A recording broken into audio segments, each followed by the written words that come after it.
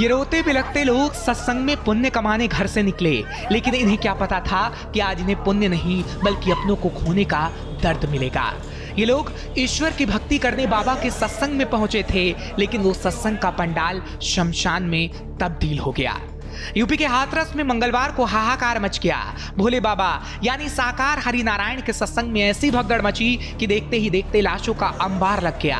हाथरस कांड में 116 से ज्यादा लोग अब तक मारे जा चुके हैं। सभी भोले बाबा का प्रवचन सुनने सत्संग में पहुंचे थे। हाथरस की इस घटना ने सबको झकझोर कर रख दिया है। अस्पताल के बाहर लाशों के ढेर पड़े हैं, रोते बिलखते परिजन हैं। पुलिस प्रशासन और सरकार जख्मों पर मरहम लगाने में जुटी है। शवों की पहचान की जा रही है और तस्वीरें हालातों को बयां कर रही हैं।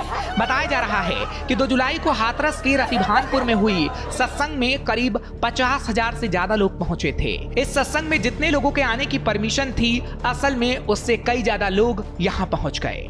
जैसे ही सत्संग खत्म हुआ, भगदड़ मच गई। इस दौरान कई लोगों की मौत हो गई। जहां सत्संग हो रहा था वहां से बाहर निकलने का एक ही रास्ता था। इस कारण लोग एक दूसरे पर चढ़ गए और लोगों की मौत हो गई। हादसा कैसे हुआ, किसकी वजह से हुआ, लापरवाही कैसे हुई, जिसके लिए योगी सरकार ने कमेटी बना दी है। वहीं जिन भोले बाबा के सत्संग में यह हादसा हुआ, वो पहले सिपाही की नौकरी कर चुका है। जब वो सिपाही की नौकरी कर रहा था तब से ही आध्यात्मिक था और फिर 1999 में उसने अपनी नौकरी से इस्तीफा दे दिया और अपना आध्यात्मिक सफर शुरू कर दिया। बाकी गुरुओं से जो चीज उसे अलग बनाती है वो है उसका सफेद सूट और टाई। वह अन्य गुरुओं की तरह भगवा वस्त्र धारण नहीं करता। इसके अलावा वह कई बार कुर्ता पैजामा पहनता है। अपने प्रवचनों के दौरान वो कहता है कि उसे दान में जो मिलता है उससे वो कुछ भी नहीं रखता, अपने भक्तों पर खर्च कर देता है। उसकी पत्नी भी अक्सर उसके साथ होती है। नारायण साकार का आस्था का साम्राज्य देश के कई राज्यों में फैल चुका है। उसने उत्तर प्रदेश से शुरुआत की थी और पहले उससे मुख्य तौर पर वंचित समाज के लोग जुड़े और अब सभी जाति वर्ग के लोग उसके अनुयायियों में शामिल हो चुके हैं। उसके सभी सत्संग सभाओं में लाखों की भीड़ उमड़ती है, लेकिन इसके लिए कभी भी पुलिस की सुरक्षा का आवेदन नहीं किया जाता और ना ही किसी प्रकार का बड़ा प्रचार या प्रसार किया जाता है। आरोप लगाए जा रहे हैं कि नारायण साकार ने गांव में जमीनों पर अवैध कब्जा कर आश्रम की स्थापना की थी। इसके बाद उसने घूम घूम कर सत्संग करना शुरू कर दिया। धीरे धीरे नारायण साकार का प्रभाव बढ़ने लगा और वो गांव-गांव, शहर-शहर लोगों के बीच जाने लगा। इसके बाद गांव और शहरों में समितियों का निर्माण हो गया। ये समितियां ही बाबा के सत्संग का आयोजन कराने लगी। समिति में 50 से 60 सदस्य होते थे और इन्हीं के माध्यम से सत्संग का प्रस्ताव उन तक पहुंचाया जाता था। इन पर उनकी स्वीकृति मिलने के बाद ही सत्संग का आयोजन होता था। आयोजन का खर्च भी धनराशि समिति के सदस्य ही जुटाते थे।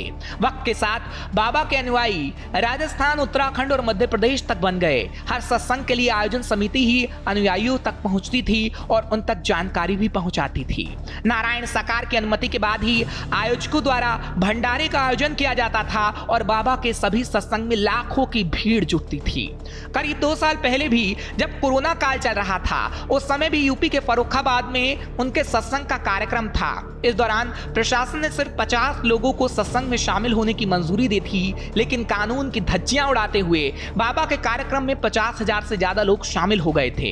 इसकी वजह से सड़कों पर ट्रैफिक जाम लग गया था। इस मामले में जिला प्रशासन ने आयोजकों के खिलाफ मुकदमा भी दर्ज कराया था। यानी बाबा के कारनामे पहले भी ऐसे रह चुके हैं जिस पर सवाल उठते रहे हैं, लेकिन प्रशासन मूक दर्शक बना रहा।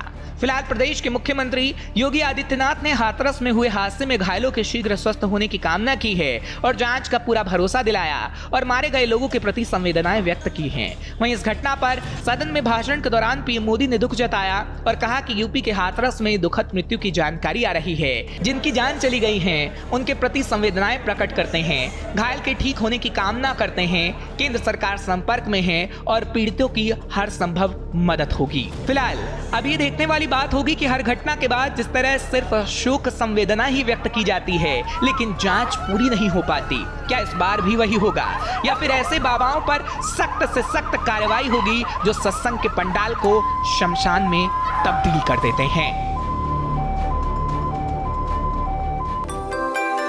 यूपी की हर खबर देखने और उनसे अपडेट रहने के लिए हमारे चैनल श्रेष्ठ यूपी को सब्सक्राइब और लाइक करें। साथ ही बेल आइकन को दबाना ना भूलें, जिससे हमारे हर वीडियो की जानकारी आप तक पहुंचती रहे।